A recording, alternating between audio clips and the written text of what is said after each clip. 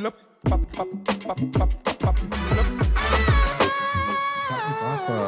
fra toppen af. Det gør vi bare. Er det ikke bare det, vi gør? Yes, sir. Jamen, så siger jeg Martin Jensen. Velkommen til. Det er mig. Tak skal du have. Martin, du ved lidt om tinnitus. Det må man sige. Altså, både ude fra et personligt plan og et forskningsmæssigt plan også. Ja, og hvad er det, tinnitus er? Fordi jeg har jo selv haft det sådan lidt on and off. Ja, jeg tror, de fleste, de kender til det her med at have haft en lyd i øret, hvis de for eksempel har været til en koncert. Unge mennesker især selvfølgelig, de vågner op om morgenen og tænker, jamen, der er det et eller andet, der summer ind i mit hoved. Heldigvis så går det jo som regel væk for de fleste. Men for nogle af os, der bliver den her lyd hængende. Og tinnitus er simpelthen, vi kan karakterisere det som en fantomlyd. Det vil sige, der er jo ikke noget udefrakommende, der går ind og påvirker vores høresystem.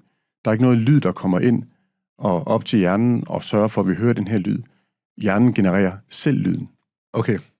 Og det er det, tinnitus er. Det er altså en lyd uden en ekstern lydkilde. Hvorfor er det så, at skader ved høj lyd ligesom genererer tinnitus? Hvad er det, der foregår i nerve? Ja, altså noget af det, der sker, når vi nu sidder og taler sammen, vi to, så sidder jeg og udsender nogle lyde i med forskellige toner og i forskellige intensitet eller lydstyrke. Og de rejser jo alle sammen ind igennem din øregang og ind til dit indre øre, hvor du har en lille høresnegl siddende, og inde i den, i den lille snegl, der sidder der nogle femmerhår. Mm. Og de her femmerhår, de bliver sådan set sat i bevægelse af de her lydbølger. Og de sørger for at omdanne lyden, og hvis det bliver for teknisk, så sig til, men de sørger for at omdanne lydbølgen til små elektriske impulser. Ja. Og så skal du forestille dig, det er næsten ligesom en pakkecentral. Lyden bliver pakket i nogle forskellige pakker, og så bliver det sendt ind igennem vores indre øre via hørenerven og op til vores temporale cortex. Og heroppe, der bliver lyden simpelthen afkodet igen. Så det er det sted på hjernen, som sidder tæt på øret? Eller? Lige præcis. Ja. Det sidder sådan inde bag øret her. Der har vi en sådan lille landingsstrips siddende, hvor vi har forskellige områder, der afkoder de lyde. Og det er de her pakker, når de så ankommer her, så kan du forestille dig, at de bliver pakket ud på de her forskellige strips. Ja. Men hvis man har hørt for høj lyd, så kan det være, at der er nogle af de her celler, små femmerhår, inde i høresneglen, der har lagt sig ned. De er blevet skadet, de knækker eller lægger sig ned, så de får ikke sendt pakkerne afsted for deres frekvens. Og det vil sige, når de ikke ankommer herop i hjernen, så vil hjernen selv forsøge at finde lyden. Okay. Fordi du har nogle celler, der simpelthen er dedikeret til at processere den lyd. Ja. Men når den ikke kommer mere, så skruer hjernen op. Så den beder om noget, men den får ingenting. Den kalder tilbage og siger, hallo, vi er arbejdsløse heroppe, os der sidder og skal bearbejde den lyd her i det her område, os der sidder med de her kasser her, vi får ikke kasser. Og så laver de ballade, så strækker de, og så smutter de over til nogle andre celler, hvor de så begynder at lave ballade der og arbejde med der, kan man sige. Og det, der så sker, det er, så får vi en overaktivitet på nogle andre frekvensområder i vores høresystem. Og det gør, at vi så hører tinnitus. Det vil sige, at vi har nogle celler, der ikke får stimulation herop, og når de ikke gør det, så for det første, så skruer hjernen op for sådan en filterfunktion, den har, altså sådan en forstærker. Der kommer stadigvæk ikke nogen lyd. Så vil de her celler, det er i hvert fald en af teorierne, begynde at orientere sig mod de omkringliggende celler, hvor man så får en overrepræsentation af lyd i de områder. Og nu er vi i hvert fald i gang, Ludvig, det kan du godt høre, ikke? Ja, men det minder mig lidt om, hvis man for eksempel har et lydspor, hvor der ikke er noget lyd på, men man skruer op, så kommer der også sådan en lyd. Ja, så kommer der en egen støj, kunne man måske sige, fra systemet. Er det lidt det samme, hjernen gør nærmest? Ja, det kan man sige. Man kan sige, at tinnitus er jo egen støj. Ja. Det er jo høresystemets eget støj, som vi hører. Så hjernen modtager ikke de her lydpakker her? Det kan du godt kalde dem. Ja, fordi de bliver stoppet på grund af femmerhårene, og så siger den, nu skruer jeg endnu mere op, fordi jeg kan jo ikke høre dem. Og så kommer tinnitusen. Fordi at du får noget aktivitet på nogle af de andre områder. Men hvorfor femmerhårene? Hvorfor ligger de sådan noget? Er det fordi, at der er for meget energi i det, man har modtaget? Eller er det simpelthen blevet blæst bagover? Eller hvad er det, der foregår? Det er simpelthen styrken. Altså, når der kommer lyd ind af en meget høj volumen, så kan du jo risikere at knække de her små, meget delikate femmerhår inde i den her høresnegl, der ligger inde i det indre øre. Ja. Og jeg skal lige sige, det er jo kun én årsag til tinnitus, vi taler om her. Det er jo typisk den ved høreskader. Det er også den, man typisk ser, at der sker nogle forandringer i den her høresnegl, når vi bliver ældre, sådan som mig. Jeg har begyndt at bruge høreapparat. Har det ikke på i dag, fordi at jeg skulle sidde her, og jeg måske skulle have hovedtelefoner på. Men når vores høresystem bliver slidt, altså vores høresnegl for eksempel, altså når de her femmerhår bliver slidt, så begynder vi at høre dårligere, og så kommer der ikke så meget lyd ind i systemet. Og så er det så, at den her hjernen selv begynder at generere lyden. Okay. Så det er nogle måder, det kan ske på, men folk kan faktisk også få tinnitus ved for eksempel, at de kommer ud for en ulykke, hvor de slår hovedet. Fordi der er flere steder... Så man slår hovedet lige her, eller? Et sted, som det kan også være i baghovedet, det er, hvis du... Vi har jo nogle forskellige, man kan kalde dem relæstationer i hjernen, som lyden rejser igennem, inden det ankommer her i det temporale cortex heroppe. Og en skade, altså et hvert sted på den vej, hvis vejen bliver hullet på vejen op mod det temporale cortex, jamen så kan vi jo simpelthen, så kan vi opleve at få tinnitus af den vej. Og så behøves det ikke kun at komme via en høreskade. Det kan opstå i hjernen selv, et andet sted, hvis det giver mening. Hvordan startede din egen rejse med tinnitus? Altså, du arbejder jo med tinnitus nu. Altså, det er jo lidt sjovt arbejde at have. Eller selvfølgelig også ret alvorligt arbejde at have, selvfølgelig ikke. Men hvordan startede din rejse med tinnitus? Ja, den startede i 2011. Jeg vågnede op en morgen hjemme i min seng, og så har jeg den her lyd i øret. I mit venstre øre. Og jeg gør jo så det, at... Altså pludseligt opstået? Ja, det kommer simpelthen, da jeg vågner, så har jeg den her lyd i øret. Og jeg går fuldstændig, altså i full-blown panic, og det kan vi så tale om, hvorfor jeg reagerer, som jeg gør, måske også. Men i hvert fald så, det første jeg gør, det er jo, at jeg styrter ud på toilettet og stikker en vatpind i øret, fordi jeg tænker, at der må der sidde et eller andet. Ja. Det var sådan et svagt håb om, der sad et eller andet. Og så tog jeg jo selvfølgelig, håndbruseren, og det vil jeg heller ikke anbefale, man gør. Og den fik så også lige en tur, fordi jeg tænkte, der er et eller andet, der skal ud. Ja. Det var sådan en elektrisk lille hyletone. Der er sådan en elektrisk lille støj, jeg kunne høre herover. Men jeg ved jo godt, det her det er tinnitus. Og jeg ved også godt, jeg har ikke været til en koncert aftenen før, eller dagen før, eller 3 dage før, så det er opstået spontant. Ja. Og så går jeg full blown panic. Jeg smelter helt ned, fordi jeg tænker, det her, det er tinnitus. Det kommer aldrig til at gå væk. Jeg kan ikke leve med det. Jeg kommer aldrig til at kunne sove. Jeg kommer aldrig til at kunne koncentrere mig. Så det er ikke sådan en, der er sådan auto? Så der er nogen, jeg kan jo have tinnitus nogle gange, hvor den kommer, så fader den. Den fortsatte bare.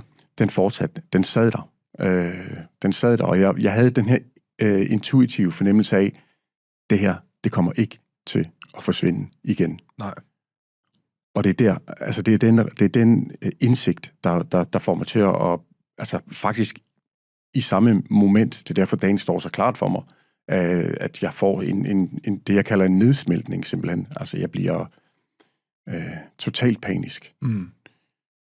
Så der starter min rejse, og jeg ved ikke, hvor meget vi skal gå ind i det nu, men jeg får jo samme dag booket en tid hos en øre-næse-halslæge.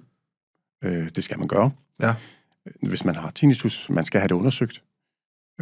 Og så går der jo et par uger, fra jeg har fået min tid til, jeg skal op til den her øre-næse-halslæge. Og i den tid, der gør jeg alt det, at man ikke skal gøre. Noget af det første, jeg gør, det er, at jeg går på nettet. Og jeg melder mig ind i et forum for folk med tinnitus. Og så begynder jeg jo ellers at sidde og læse lidelseshistorier. Ja. Og det gør jo heller ikke noget godt for min egen situation, kan man sige. Nej. Jeg sidder og læser om folk, der er totalt desperate, og som er på kanten, som føler sig svigtet, som ikke gør andet end at tænke på deres tinnitus. De sidder derhjemme. Nogle propper deres ører med vat, og har det bare elendigt. Og folk sidder og råber og skriger, hvorfor er der ikke en kur? Og jeg hylder med i det kor, det skal jeg lige sige. Altså, jeg går all in på den samme. Jeg er ikke bedre end dem, som sidder derinde og har det dårligt. Ja. Men jeg har også et eller andet lille håb om, da jeg kommer til ørelægen, at han kan sige til mig, nå, det er jo et problem med det et eller andet, så det fikser vi. Ja. Og jeg kommer op til ørelægen, og sidder ude i venteværelset 2 uger, uden søvn, uden folk, der har haft stress, eller har haft det svært, de ved, hvordan det er, når man er i den der totalt stressreaktion. Ja. Kommer ind og får lavet høreprøven, og så kommer jeg ud, og så skal jeg så have den her 10 minutters konsultation med ørelægen. Og han lægger så min høretest frem foran mig, og så siger han, jamen, du har en normal hørelse. Du har et lille dyk i din hørekurve på dit venstre øre, der hvor du har tinnitus. Det højst sandsynligt stammer fra en støjskade på et eller andet tidspunkt. Men hvorfor du lige får tinnitus nu, det ved vi ikke. Men vi kan ikke gøre noget ved det, så det må du lære at leve med. Shit.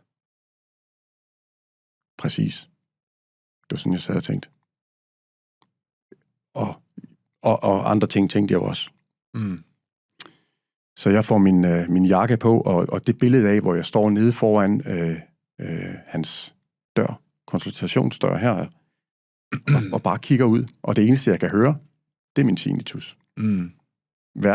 Verden kører forbi mig, men jeg registrerer kun én ting, det er, jeg har tinnitus. Mm. Jeg kan ikke tænke på andet.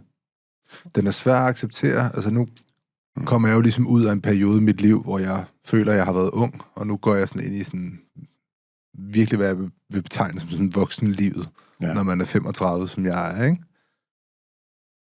Og jeg har jo haft den her idé om, at jeg kan jo bare gå på vandet, og der er jo aldrig noget, der kommer til at ændre sig, og så for et par år siden, så får jeg brok og bliver opereret for det, og du ved, så går det sådan op for mig sådan, hov, du ved, altså kroppen for skavanker.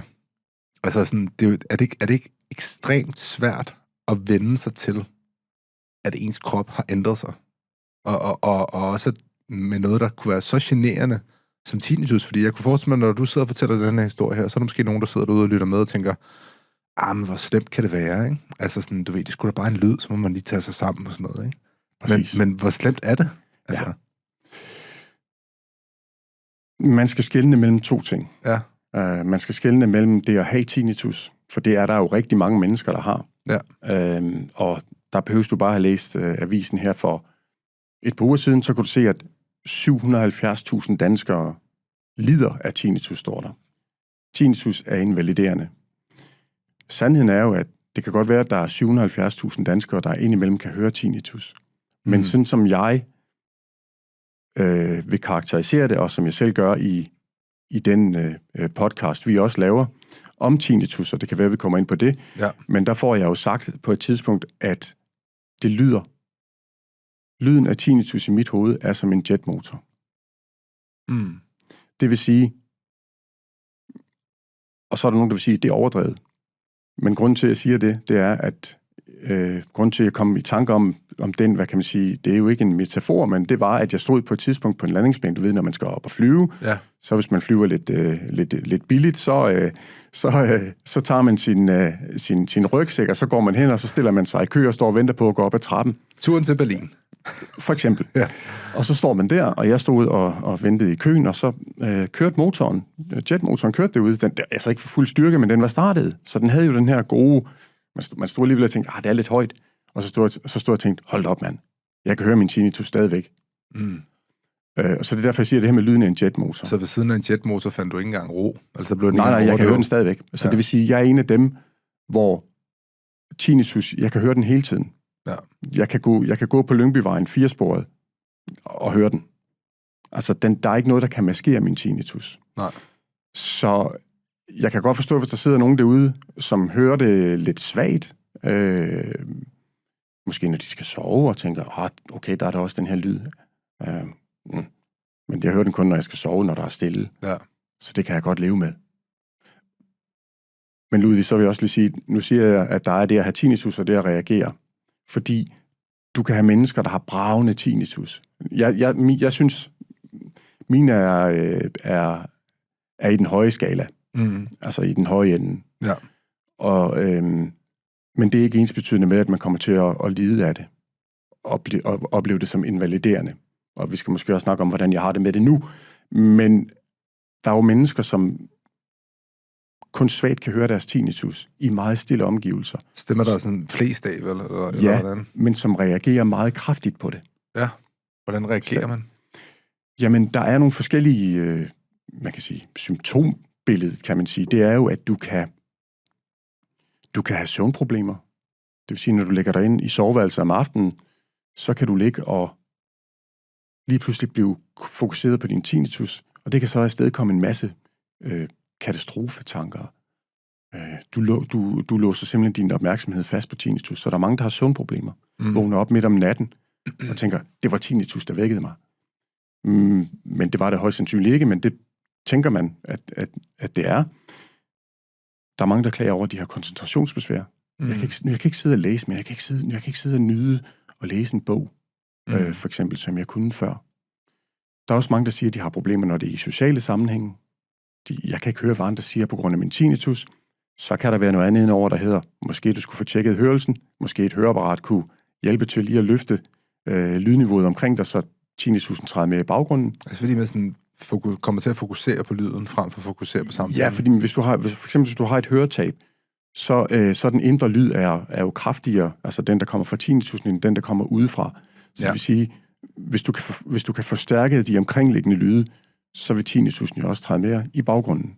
Jamen, jeg tænker også, det må være sådan et eksempel, kunne nærmest være, at man har en samtale med en person, og man så forestiller sig, at der står en ved siden af en og snakker til en og siger, hey, hør lige, hvad jeg siger, hør lige, hvad... At du er sådan, det er lidt den der sådan, hvor skal min opmærksomhed? Ja, altså, og det er jo det, hvis man taler om de områder i hjernen, som er aktiveret, når man er meget opmærksom på sin tinnitus, så er der jo et alarmberedskab. Altså, vi har jo et netværk, som ligesom hjælper os til at holde os i live, når vi går ud i trafikken og holder os alert.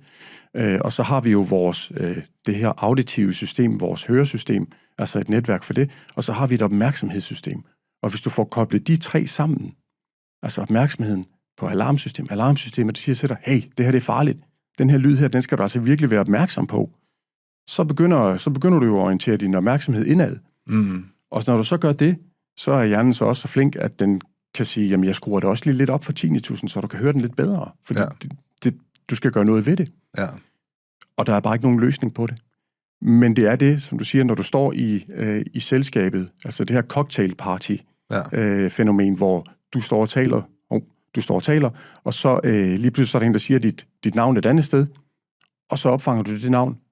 Det vil sige, du har et opmærksomhedssystem, som kan fokusere, men det kan også godt sådan holde lidt øje med at monitorere, hvad der foregår omkring dig. Selv også mænd, vi er også rigtig dårlige til at multitaske. Så når mænd får tinnitus, så kan jeg love dig for. Sådan helt galt. Det skal vi kun fokusere på det. Nej, det er der nok ikke noget, der tyder på sådan en forskningsspil. Men det er det med, at du får lukket, du får simpelthen koblet din opmærksomhed for meget på. Så hvis man ikke lærer at håndtere det, altså så er man jo konstant på, man er jo konstant alert, hvis man ikke ligesom lærer at finde en ro i at have det. Jeg kunne også tænke mig, altså jeg kunne forestille mig sådan, at det må da næsten tage sådan over ens levealder. Altså fordi man render rundt og har sit system stresset hele tiden. Altså det er sådan rimelig alvorligt. For nogle mennesker er det meget alvorligt, fordi at det bliver netop alt konsumerende. For mig var det alt konsumerende, i hvert fald i et halvt år. Ja. Jeg vil sige, hvis man spurgte mig, hvor meget af din vågne tid bruger du på at høre din tinnitus og tænke på din tinnitus, så vil jeg da sige, det er langt over 95%. Ja. Og min vågne tid dengang, den var delt med meget, fordi jeg sov måske ikke mere end 3-4 timer om natten. Fordi jeg kunne simpelthen ikke falde i søvn, og hvis jeg faldt i søvn, så vågnede jeg hurtigt med galopperende hjerte og galopperende tinnitus, fordi om natten, der var det ligesom om, der blev det skruet ekstra meget op. Ja, stilheden skruer det op. Ja, stilheden skruer det op. Så skaber kontrast, kan man vel lige sige. præcis. Ja. Så der kan være rigtig meget lidelse i det. Men det er for de fleste, og det skal vi jo også huske, for de fleste, der er det jo ikke sådan, at det stresser så meget, og at når de får tinnitus, så flyner de så meget ud, som jeg gjorde.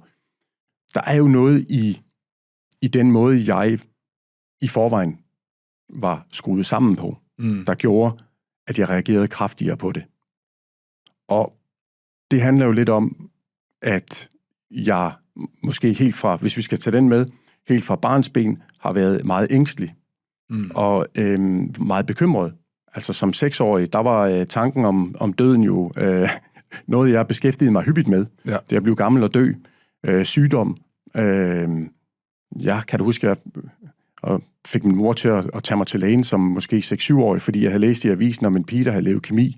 Som 5-årig, hun var død af det. Så tænkte jeg, nu har jeg leukæmi. Ja. Og du ved, så på den måde blev det sådan, den der bekymringsvane blev jo noget, jeg tog til mig og tillærte mig meget tidligt. Ja. Min nabo, da jeg var barn, havde tinnitus. Og jeg fik at vide, hendes liv, det er forfærdeligt. Ja. Hun har den der lyd i hovedet. Så jeg vidste jo godt, hvad tinnitus var. Og som jeg siger, altså katastrofetanker, de klæbte sig til mig. Det gør de måske stadigvæk til en vis grad. Men det gjorde de i hvert fald dengang. Så du har også været type menneske, der ikke har haft særlig godt af at få tinnitus? Præcis, og det er det, jeg tror, jeg vil prøve at sige med det her. Hvis man har sådan en disposition for at være ængstelig og kan udvikle angst eller depression, så er sandsynligheden for, at du kommer til at lide med tinnitus og opleve den som plagsom, så er den større, meget større. Ja. Og det er også typisk de mennesker, der indfinder sig på de her forer, altså hvor vi sidder og skriver til hinanden, hvor dårligt vi har det. Det er også typisk dem, som kommer igen og igen og igen hos lægen, hos ørelægen, på de audiologiske klinikker, fordi de kan ikke finde ro med det. Hvad for nogle værktøjer har du hævet fat i for at finde din ro? Hvis der nu, altså det kan være, at nogen, der sidder og lytter med, der rent faktisk har tinnitus. Måske ikke en jetmotor tinnitus, men bare den her lille summe, eksempelvis. Ja. Det er vel også nu, jeg skal sige, hvis jeg sådan... Fordi værktøjerne er vel ens, og lige meget, hvor slem grad det er, eller hvordan også? Det er vel også et spørgsmål. Ja, og det er noget, som jeg selv har måttet reflektere lidt over, fordi det, der skete for mig, og så må du holde mig på sporet, hvis det er, det, der skete for mig, efter jeg var ved ørelægen, det var, at jeg stod og tænkte, du ved, nede foran døren, det kan jo ikke passe. Altså, vi kan lande på månen. Hvorfor kan vi ikke fjerne den lyd her? Så var det hjemme at google igen. Og så googlede jeg mig frem til forskellige muligheder. Der var vitaminer og mineraler. Så jeg gik ned og tømte et apotek. Ja. Nu taler vi om coping-mekanismer. Ja. Der var akupunktur. Der var kraniosakralterapi. Det gjorde jeg i en overgang. Et par måneder. Noget, der virkede? Nej, ikke på min tinnitus. Du skal regne, målet for mig, det var at fjerne min tinnitus. Jeg vil have den fjernet lyden, ellers kunne mit liv ikke blive godt igen. Ja. Jeg købte noget lydterapi fra Australien. Så gik jeg og ventede i 14 dage på det, og tænkte, når det kommer hjem, så skal jeg bare lytte til den her klassiske musik 8 timer om dagen i 3 måneder, så forsvinder min tinnitus, for det havde jeg set i en testimonial, at den vil gøre. Det gjorde den selvfølgelig ikke. Nej. Men så fandt jeg et laserterapiapparat. Og det købte jeg ned i Tyskland for 15.000 kroner. Det skal du bare bruge 3 måneder. Stik det i øret 3 måneder derhjemme en halv time om dagen, så bliver din tinnitus bedre. Den regenererer de der små femmerhår inde i din øresnegl. Wow. Og så tog jeg den på i 3 måneder. Og i hele den periode, der har jeg måske brugt, jeg ved ikke, 40.000 kroner på at forsøge at fjerne min tinnitus. Ja. Og hver eneste gang, at jeg gjorde noget nyt, så fik jeg jo en vis form for forhåbning, men så bliver jeg jo bare skuffet, fordi der var ikke noget, der fjernede tinnitus. Og jeg må også lige sige her, hvis der er nogen, der sidder og ser det her, og lytter til det her, som er der, hvor de gerne vil have fjernet deres tinnitus. Vi kan ikke fjerne tinnitus. Uanset hvad du læser på nettet, uanset hvor, jeg har beskæftiget mig med det forskningsmæssigt, vi ved, vi kan ikke fjerne tinnitus. Hvad gør man så? Det, der skete for mig, det tror jeg var en meget naturlig proces. Efter at have gjort så og så meget, så længe, og efter at have lidt og være stresset over det, så længe, efter at kun have lyttet til det, så længe. Og nu siger jeg noget, der måske har sådan lidt et religiøst skær over sig. Ja. Men en aften, nat, efter måske 8-9 måneder, så ligger jeg i min seng, kigger op i loftet, og den kører, den brager. Og så siger jeg, ved du hvad? Jeg siger det altså højt. Vi skal være her begge to. Mm. Der skal være plads til mig også. Fordi du skal være her, jeg skal være her, og vi skal begge to være her til den dag, jeg dør. Og så skilles vi forhåbentlig der. Ja. Altså, hvis man nu forestiller sig, at man gik videre i himmeriget, så stod man der med tinnitus. Det vil være en date. Så skilles vi der. Ja. Færdig. Men der skete noget ind i mig, da jeg sagde det. Så tænk på, at jeg har været så anspændt så længe. Jeg har været så fanget af det her så længe. Mm. Og så lige pludselig, da jeg siger, måske acceptere med mig selv, stop kampen, Martin. Og luk 10.000 ind i stedet for. Og acceptere, at den skal være der. Du skal vende dig til at leve med den. Så der skete, og det er der, den der småreligiøse oplevelse kom ind, der skete nærmest noget fysisk i min krop. Det var ligesom om, der var noget, der gav efter. Og det var faktisk lidt ligesom om rent fysisk, at tinnitusniveauet, det lige sagde, det dæmpede sig lidt. Mm. Det var begyndelsen. For mig. Ja. På, hvad kan man sige, gradvist at kunne flytte min opmærksomhed mere og mere. Mm. Men hvad gør man så, hvis man ikke skal lave alle de dumme ting, som jeg gjorde, og bruge 9 måneder af sit liv på at være i lidelse, hvis man har tinnitus? Så gør man det, at man først og fremmest får undersøgt sin hørelse. Man tager fat i et af de tilbud, vi har, som er gratis, og som er glimrende. Det vil sige, at vi har nogle kommunikationscentre i Danmark. Alle kommuner har. Så det vil sige, når man har været ved Ørnes og Halslægen, så kan han sige, tag kontakt til et kommunikationscenter. De ved en masse om tinnitus. De kan også hjælpe med hjælpemidler. Så man skal lige være, så man bliver ikke behandlet for tinnitus, fordi man kan ikke behandle det. Så man får mere redskaber til at cope det? Eller? Ja, du får nogle redskaber til at cope med det. Du får, hvis du kommer til en hørekonsulent på et kommunikationscenter, så kan de måske hjælpe dig med, at du kan få det, der hedder en tinnitusmasker. Det vil sige, det kan fx være et høreapparat, men som ikke har høreforstærkning, men det kan spille en svag lyd, en svag støj, som kan gå ind og mixe sig og blende sig med tinnitusen, så den ikke bliver oplevet så kraftig. Og så din hjerne måske kan få lidt ro fra at kun orientere sig mod den. Fordi det handler om for os alle sammen, når vi har tinnitus, det handler om, at vi skal nå til det hellige land, der hedder tilvænning. Ja. Ja, fordi mennesket kan tilvende sig ret meget. Der er folk, der får amputeret ben og arme og sådan noget, og sådan, så er det mærkeligt det første års tid, men så begynder man stille og roligt. Ja. Hvordan er det at have din t-shirt på i dag, Ludvig? Det er jo dejligt, men det har nok været lidt mærkeligt første gang, jeg fik en på. Ja, men har du lagt mærke til, at du havde den på, før jeg lige siger det til dig? Mærker du følelsen af at have den på, fornemmelsen af? Ja, men det er fordi, at det er fordi, jeg står og tager tøj på i spejlet og sikrer mig, at jeg ser godt ud, når jeg skal på podcast. Det er klart. Men når du spurgte mig, hvor vi ikke skulle optage, så havde jeg ikke tænkt over det, nej.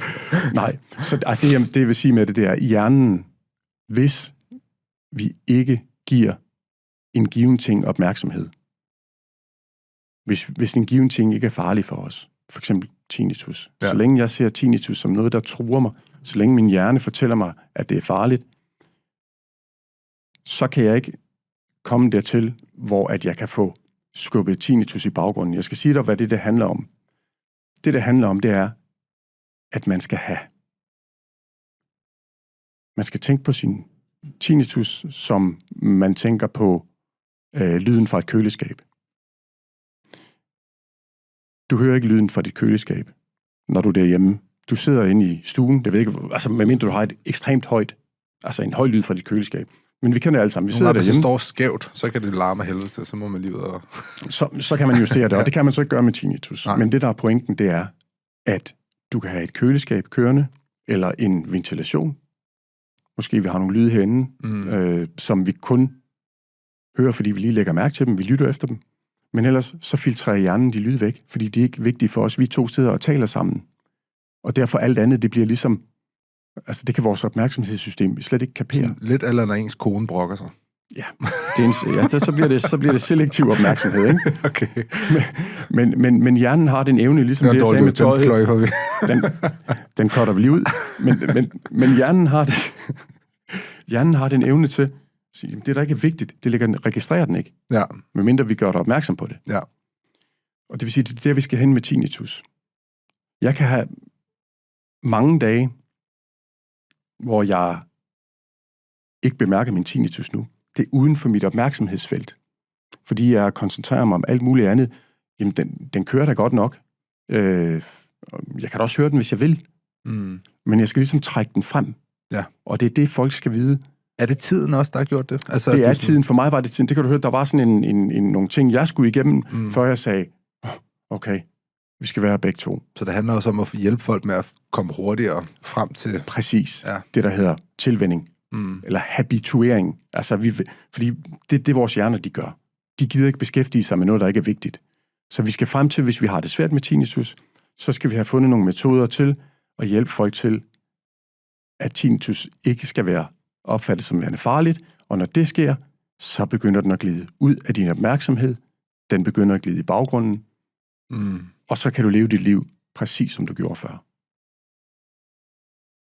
Tror du nogensinde, vi får det fikset? Altså, fordi jeg sidder og tænker, okay, noise cancellation i ens headphones. Ja. Det er jo, en lille optager, der sidder på ydersiden af den. Det er i hvert fald sådan, jeg forstår det, så folk må ikke hugge mig ned på det her. Der sidder en lille optager på ydersiden af ens headphones, som så gør, at den laver en modsatvendt lyd og skyder den ind i ørerne, så man oplever den her form for stilhed. Ja. Er det ikke, altså kunne man gøre det? Kunne man finde ud af, hvad for en lyd der er, du har, der er tinnitus, og så lave en modsatrettet? Altså, jeg ved, nu sidder jeg bare freestyle her. Jamen, det er et del med et godt spørgsmål. Ja. Jeg vil lige sige, at der er nogen derude, der ved præcis, altså mere præcis om det, end jeg gør. Ja. Men jeg vil godt komme med et bud. Tinnitus kan opstå, som jeg sagde, flere forskellige steder i hjernen. Altså, der er flere forskellige cellekerner, flere forskellige områder, der er med til at skabe lyd, at vi opfatter lyd. Det skal igennem nogle forskellige stationer. Så det vil sige, at vi skal først finde ud af at have kortlagt præcis, hvad det er, der sker i de her forskellige steder. Er der forskellige slags tinnitus, alt afhængig af, hvor det opstår i systemet, og skal de alle sammen behandles på samme måde? Ja, fordi altså det, vi får ind igennem vores ører, det går vel igennem nerverne ned til vores... Det går ind igennem hjernestammen, op igennem talemus, som er en relæstation. Og så bevæger det sig ud.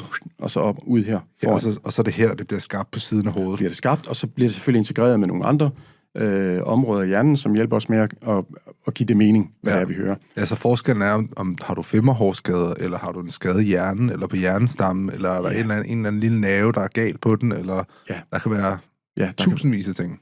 Det kan der nemlig. Ja. Så vi kommer til at jage lidt efter løsningen endnu. Altså, der er sket rigtig meget, vil jeg da også sige. Fra dengang jeg selv fik tinnitus, så kom jeg selv ind i forskningen i 2017. Men da jeg fik tinnitus, der var der altså ikke så meget gang i det her neuroforskning på området. Og det er der kommet rigtig meget mere af. Ja. Så vi bevæger os i den rigtige retning. Der er også flere samarbejder på tværs af universiteter, og der kommer også mere funding, men slet ikke nok funding i forhold til, hvor stort et problem det egentlig er på samfundsniveau. Det er så bare min mening. Men den må jeg godt sige her, ikke? Altså, det er frit for mig at sige her. Tror du nogensinde, vi finder en løsning på det her? Og er der nogle steder, hvor du tænker, der er noget potentiale her? Altså, nu har jeg jo selv forsøgt mig med noget neuromodulationsbehandling, og det vil sige, at jeg har selv i min egen forskning forsøgt at hjælpe folk til at træne deres hjerner til at dæmpe tinnitusaktiviteten. Og jeg tror, det er den vej, det er jo den vej, at vi skal gå. Det er jo, at vi skal på en eller anden måde få hjernen selv til at simpelthen undertrykke de her meget, meget slemme hjerneceller, som laver ballade, og som sådan helt spontant begynder at lave noget andet, end de skulle. Men jeg må også sige, og nu kan du også mærke, at jeg famler lidt, ikke? Fordi jeg tænker også, der er jo også andre hjernelidelser, som jeg så må sige, altså demens og så videre, der er vi jo heller ikke så tæt på en løsning endnu, og der bliver jo kastet langt flere forskningsmidler efter det. Ja. Ja, det bliver vel løst en gang, men jeg tror ikke, det bliver i min... jeg er da ikke sikker på, at det bliver, mens jeg er erhvervsaktiv. Det er så heller ikke så mange år mere, der sker noget, men vi er stadigvæk langt fra helt at forstå, hvad vi skal gøre for at slukke for tinnitus. Er der nogle eksempler på, hvor det er opstået pludseligt, ligesom dig, og så er det også pludseligt er stoppet igen? Det er der heldigvis masser af eksempler på, at det kan ske. Så du går og sådan håber lidt, eller? Nej. Nej, jeg sluttede fred med det for 10 år siden, ja. at sådan vil det være for mig. Det var mit vilkår.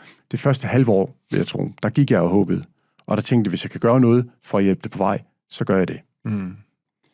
Men hvis det forsvinder igen, så forsvinder det typisk inden for de første 3 måneder. Folk kan opleve det i perioder, hvor de er lidt stresset, så kan de lige pludselig begynde at høre noget egenstøj. Men det kan så også forsvinde igen. Når jeg siger egenstøj, så mener jeg, altså det høresystemet selv genererer tinnitus. Men det kan så forsvinde igen, hvis man får gjort noget ved den stress. Så for nogen vil det forsvinde, men hvis man har haft det mere end 3-6 måneder, så er sandsynligheden ikke så stor mere, for det forsvinder. Så har det bidt sig fast, kan man sige, i nogle kredsløb i hjernen. Hvornår er det, man typisk udvikler tinnitus? Er det sådan de ældre år, eller ungdom, eller? Ja, så kan vi jo igen lige slå op i aviserne de senere uger og se, at tinnitus jo faktisk er i stigning blandt børn og unge.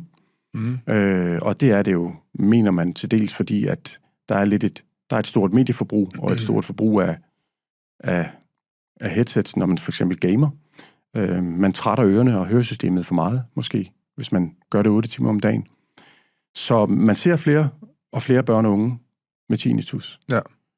Men ellers så er det jo typisk noget, der opstår blandt folk, som beskæftiger sig med industri, hvor der er et højt lydniveau, støjniveau. Du har selv været DJ. Ja.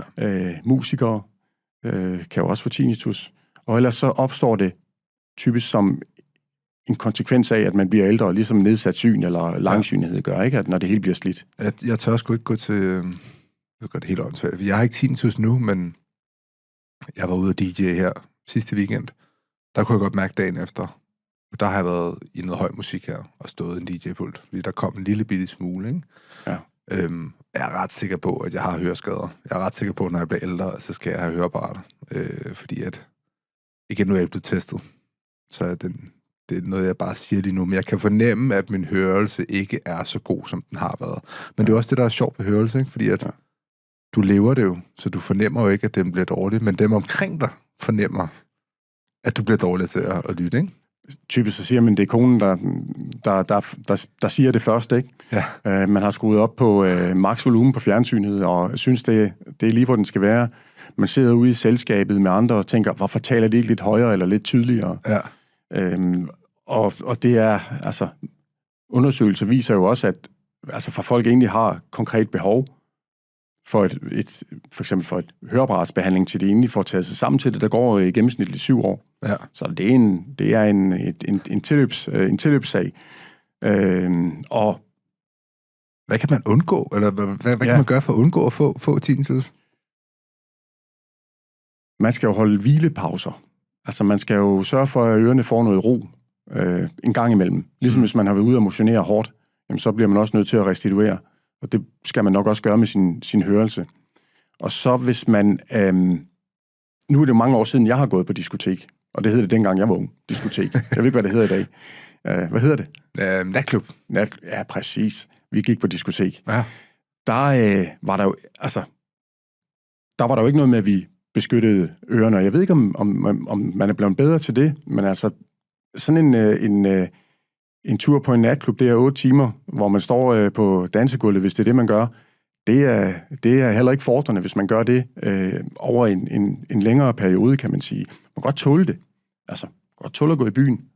Men det, jeg vil sige, det er, hvis man tit bevæger sig ud i støjende miljøer, hvis man tit går til koncerter, så er det nok en god idé at finde sådan nogle ørepropper. Ja. Og simpelthen have dem med. Men det ser jo grimt ud, jo. Ja, men så skal du bede sådan nogen som dig og andre, der tager ud og spiller, om kun at spille 85 decibel. Og det ved jeg ikke, om det holder. Nej. Altså, det er jo det eneste alternativ. Ja. Eller det, som jeg også tit harcelerer over, ikke? Når du kommer ned i motionscenter, så kommer du ned i spinninglokalet, og så sidder han deroppe, den velmenende spinninginstruktør, og så bang, så får den lige 105 decibel, og så sidder jeg og tænker, damn, altså, du sidder jo reelt og skader min hørelse lige nu. Ja. Men kan vidst, hvad jeg vil sige, hvis at en spinninginstruktør kom ind og sagde, nu laver jeg lige en lyssætning, som gør, at jeg skader dit syn. Det er okay. Så der vil man jo ikke synes, det var okay. Nej. Men vi finder os simpelthen i at sidde i de her lydmiljøer. Ja, det er det mærkeligt. Det er lidt mærkeligt. Ja. Ja. Hvad vil du... Hvis der er nogen, der lige for eksempel har fået diagnostiseret tinnitus. Ja. Det er også sjovt, fordi på det diagnostiseret, altså det opstår, man kan vel diagnostisere sig selv. Det kan man nærmest sige, ikke? Men hvad vil du give af gode råd til sådan en person, der måske sidder med den her følelse af, shit, det er noget rigtig lort, det her. Ja. For det første, så vil jeg give det gode råd, hvis jeg må det her, at man skal gå ind, og så skal man finde Tinnitus-kompasset, podcasten, fordi den er lavet af mig og min gode kollega, Anne-Mette Mohr. Vi er begge to psykologer, skal jeg også lige sige. Vi har også fået støtte og sådan noget. Vi har fået noget funding til at lave det. Ja, fra GN Store Nordfondet. Ja. Og det har de simpelthen støttet, fordi at jeg fremlagde min historie for dem, og sagde, prøv at se her, det har jeg oplevet. Jeg har selv gjort en masse ting, som var uhensigtsmæssigt. Og jeg har forlænget min lidelse unødigt. Ja. Fordi jeg ikke fik den rigtige information på det rigtige tidspunkt. Ja. Så derfor opstod ideen til den. Det er simpelthen et hjælpemiddel. Ja. De fleste af landets øre-næse- og halslæger, de kender til den, så når folk kommer ind og sætter sig i stolen, så får de et postkort, hvor der står, gå hjem og lyt til det her. Fordi den podcast, der mapper vi simpelthen patientvejen. Jeg er ude og tale med de forskellige instanser. Tale med dem om, hvad gør I? Hvad er tinnitus? Og så bruger jeg så Anne-Mette, min kollega, som har beskæftiget sig med det her i 40 år, til at spare med, jamen, hvad er de psykologiske mekanismer, og hvad kan man gøre? Så det første, og det er der mange, der er glade for, det er, at de får stukket det postkort i hånden, og så går de hjem og lytter fra en ende af, og så der er også noget beroligende i det. Ja. Fordi jeg vil gerne berolige folk også. Fordi det er traumatisk for de fleste at få tinnitus. Det kan være en voldsom oplevelse. Ja. Lige når man får det. Ja, det er livscentrene, altså. Ja, og så er mit vigtigste budskab, for det var vist nok det, du spurgte om, da jeg lige fik smidt den her på bordet. Det vigtigste budskab, det er, det bliver bedre. Jeg har lidt helt vildt af det. Jeg har haft 100% opmærksomhed på det. Jeg har været en meget slem case, også fordi jeg var prædisponeret til at reagere så voldsomt, som jeg gjorde. Ja. Og som jeg plejer at sige til folk, når jeg sidder med dem, og de har det slemt, når jeg kan, så jeg ved, du kan. Og det kommer. Så tid er din ven. Det er det første, jeg vil sige. Lad være med at gå ud og gøre noget dumt. Opsøg den hjælp, der er. Og hvis du virkelig har nogle ting i dit liv, du skal have kigget på, tinnitus kan også larme, og det er min kollega Anne-Mette, der siger det. Tinnitus larmer, hvis vi har ondt i livet, eller hvis vi har problemer. Så der kan faktisk også være noget, du skal have kigget på. Og det har vi jo ikke talt om i forhold til min egen situation, men altså, jeg måtte jo gøre nogle ting radikalt anderledes også. Altså efter min lille åbenbaring. Jeg måtte jo kigge på, jamen, hvad er det egentlig, der trykker også i mit liv? Ja. Jeg havde et arbejdsliv, som jeg ikke var helt forenligt med. Så jeg skiftede job. Stort set inden for et år efter, jeg havde fået tinnitus. Til noget andet, hvor jeg oplevede mindre pres, men større glæde. Jeg kvittede smøgerne. 25 stykker om dagen. 4 stykker inden jeg var på arbejde. Begyndte at dyrke motion. Og blev en meget ivrig motionscyklist. Jeg må godt se, at du står skarpt. Tusind tak. Og det er jo nogle bevidste... Altså, okay, det vil være fedt at sige, jamen det var bevidste valg fra starten. Men i hvert fald det med... Altså, jeg fik kigget på, hvad stresser mig. Ja. Og så måtte jeg begynde at rydde lidt ud i det. Så det er jo også noget af det, nogle mennesker skal kigge på. Altså, når du siger, at der er nogen, der gør noget dumt, altså, hvad, er der sådan folk, der nærmest begår selvmord af det her, eller sådan, eller hvad? Jeg var på en konference, som inviteret til en konference i USA sidste år. Og den allerførste præsentation, den kom fra en kvinde, hvis mand havde begået selvmord. Og hun forklarede, altså på grund af tinnitus? Hun forklarede, at hans liv havde været godt op til. Så får han tinnitus, og jeg tror, det var inden for et år, så havde han begået selvmord. Han gav sig selv som årsag, at det var tinnitusen, der gjorde det. Nu er jeg ikke sådan en varm fortaler for store overskrifter. Nej. Der kan have været alt muligt andet med den mand, som vi ikke ved. Kunne han have en underliggende depression, der ikke var diagnostiseret? Kunne der være andre ting, som gjorde, at tinnitusen måske blev en dråben, der fik bedre til at flyde over? Men man hører jo om de her tilfælde, hvor folk har givet det som begrundelse, inden de har begået selvmord, at de kunne leve med det. Ja. Det er meget få tilfælde. Men der er nogle tilfælde, hvor folk giver det som en begrundelse. Men vi er jo også alle sammen forskellige. Jo. Altså, der er jo forskellige tolerancer i forhold til, hvad man kan tillade, der er i sit liv, og hvor forstyrret man føler, man kan være som menneske og sådan noget. Ikke? Ja. Der er jo rigtig mange, der virkelig elsker at hvile i sig selv og føler, at deres krop er velfungerende og fungerer helt optimalt. Det er korrekt. Ja. Og hvis man er en af dem, som har perfektionisme som et mål i livet, så derfor tinnitus, det bliver svært. Har det gjort noget ved dit sociale liv at få det? Nu er jeg heldigvis... nu er jeg flyttet til Vestjylland, okay. Så væk fra alarmen, ikke? Kun traktorlarmen. Nej, men det gjorde det da. Ja. Det gjorde det, fordi at jeg jo selv begyndte at undgå nogle ting. Der var jo i lang tid, at jeg ikke ville gå til en koncert, eller jeg var jo lidt yngre dengang, da jeg fik det. Ja. Jeg vil heller ikke så gerne gå på en café, hvis der var for mange mennesker, fordi tænk så nu, hvis det støjede for meget. Og så der var nogle indskrænkninger, helt klart, i de ting, jeg valgte at gøre dengang. I dag har jeg fået formstøbte ørepropper, så hvis der skulle komme en god koncert til Vestegnen, var jeg lige vil sige, det er det jo ikke, det er Vestjylland, jamen så kunne jeg da godt finde på at gå til den i dag, uden problemer. Men jeg tænker mig om, selvfølgelig, i forhold til, hvad jeg gør, og hvad jeg kaster mig ud i. Hvad så, hvis man får det, eller har et familiemedlem, der får det, eller har det? Altså, er der noget, man kan gøre for sådan at støtte dem? Jeg har et familiemedlem, der har tinnitus. Ja. Og jeg har jo, altså, desværre, før den her samtale, altid været sådan lidt, du ikke komme oven, ikke? Man op. Ja. Men det er jo ikke for børn, det her. Nej, altså, hvor svært kan det være? Det er jo bare en lyd. Jeg tror, at det, man kan gøre, det er præcis som du nu har gjort, Ludvig, det er, jamen, okay, måske er det ikke så nemt for den her person. Altså, der er en erkendelse i, at den her person har virkelig noget, som kan være en lidelse for vedkommende. Ja. Skal man så sidde og lytte til vedkommendes, i det her tilfælde din brors besværligheder altid? Det synes jeg måske ikke, men hvis man har en forståelse for, at tinnitus kan være svært, og at han har behov for en gang imellem lige at tale lidt om det og ventilere, så kan man måske godt gøre det. Men ellers hjælp med at vende opmærksomheden lidt ud af på noget mere sådan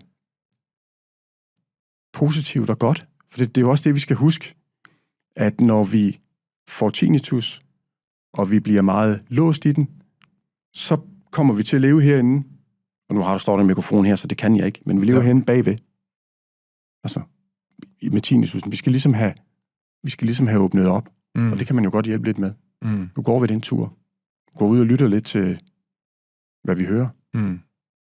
Så du får ligesom afkoblet din opmærksomhed lidt. Ja. Martin, hvad er den største lektie, du har lært i forhold til det arbejde, du har lavet nu med tinnitus? Og hvor mange år er det nu, du har arbejdet med? Det var... Jeg har arbejdet med det jeg har lavet altså en Ph.D. på det, som har taget mig, den tog mig så en 5 år, af alle mulige årsager. Men hvad hedder det? Det er egentlig lidt smukt også, at du får noget, der er virkelig dårligt, men så på en eller anden måde ændrer dit liv i en positiv retning. Ja, altså jeg kan jo ikke sige til alle, at når de får tinnitus, så skal de begynde at forfølge det som en karrierevej. Der var faktisk en psykolog, som sagde til mig inden, at det er smart af dig at gå og kaste dig ud i det, fordi det er jo noget, der har påvirket dig meget. Så er det smart, at du kaster dig ud i kampen for at finde løsninger. Men det har virket for mig. Og jeg ved ikke, hvad det vigtigste, jeg har lært undervejs.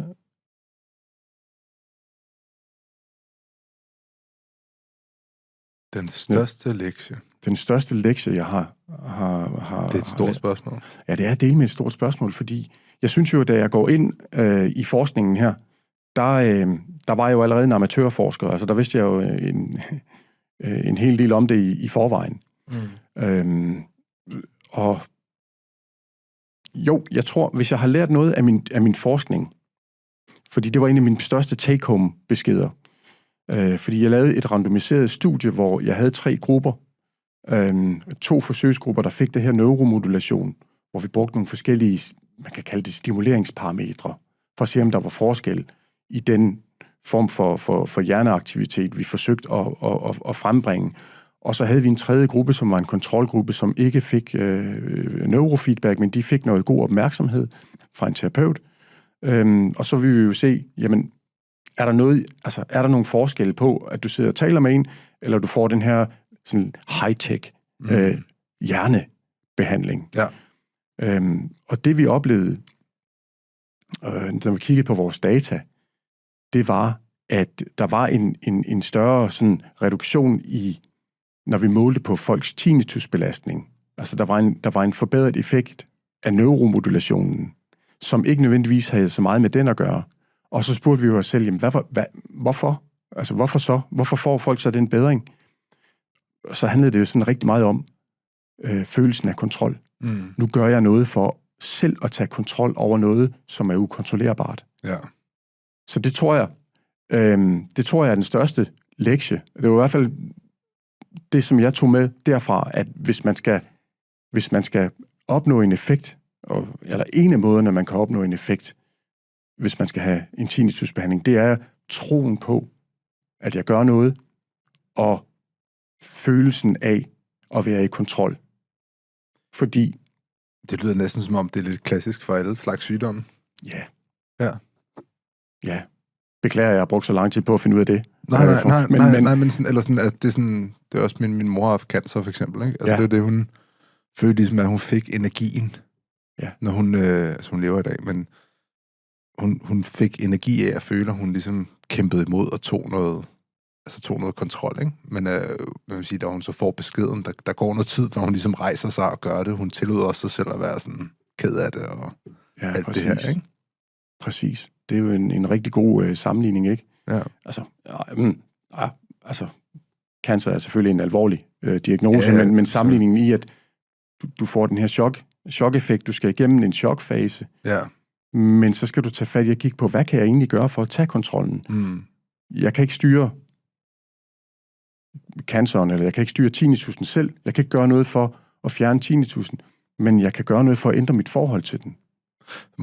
Måske det med at acceptere, at man, det kan mærke, det er blevet bedre til igennem mine 35 år, at sådan at visualisere min følelse og sige sådan, okay, der skete noget, der var en, der sendte en dårlig mail, som kommer til at ændre mit liv, for eksempel, eller whatever, eller jeg får en dårlig besked, eller jeg får en skavank, eller et eller andet. Altså tillade sig selv at være i chokket, i stedet for med det samme at sidde og banke sig selv i hovedet over, sådan, kom nu ud af det, begynd at gøre noget ved det, du ved, altså bare sådan, man behøver ikke lægge det lag på os, du ved. Nej. Jeg kan forestille mig, ligesom hvis man mister et familiemedlem, eller altså tillader dig selv at være i sorg, og tillader dig selv at være i chok, og så med tiden, så skal du nok. Men vi har også travlt, ikke? Altså vi har travlt med at skulle hurtigt videre og få fikset ting, og Præcis. Ja. Men det er jo lige præcis den læring, da du spurgte mig før, hvad noget af det, jeg vil sige til folk, der sad derude med tinnitus, det er, giv lidt tid. Ja. Det kommer. Men jeg forstår det godt, fordi man bliver jo desperat, når man sidder der og har en eller anden diagnose, som er truende for en. Ja.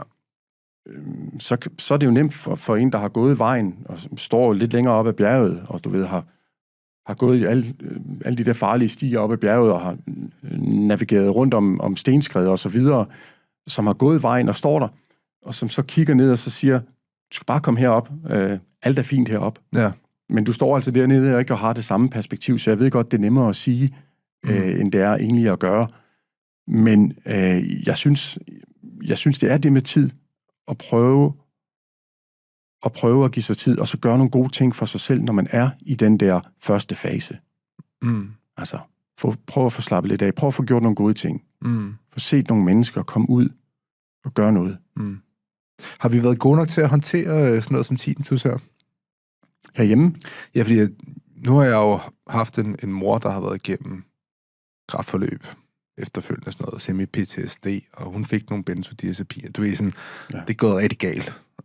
Så jeg har first hand oplevet vores sundhedssystem. Jeg vil sige, kræftpakken fungerede ret godt, men alt det bagefter var fungeret virkelig dårligt. Ja. Specielt psykiatrien. Ja.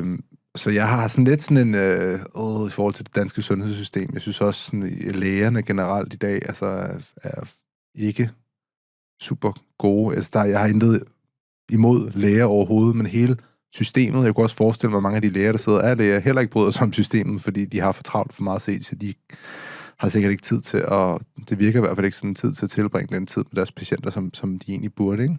Hvad er dit syn på det? Altså sådan, er du... Jeg er... Undskyld, jeg tager lige igen. Jeg er ikke heller specielt imponeret på det her område. Jeg har jo været rundt i systemet i forbindelse med den her podcast, og jeg beskriver det selv lidt som et kludetæppe. Det er sådan lidt en lotterikupon, hvad der sker med dig, når du får tinnitus, alt afhængig af, hvor du bor i landet. Jeg synes godt, vi kunne være bekendt og lave en eller anden form for nogle retningslinjer. Nogle kliniske retningslinjer, der hedder,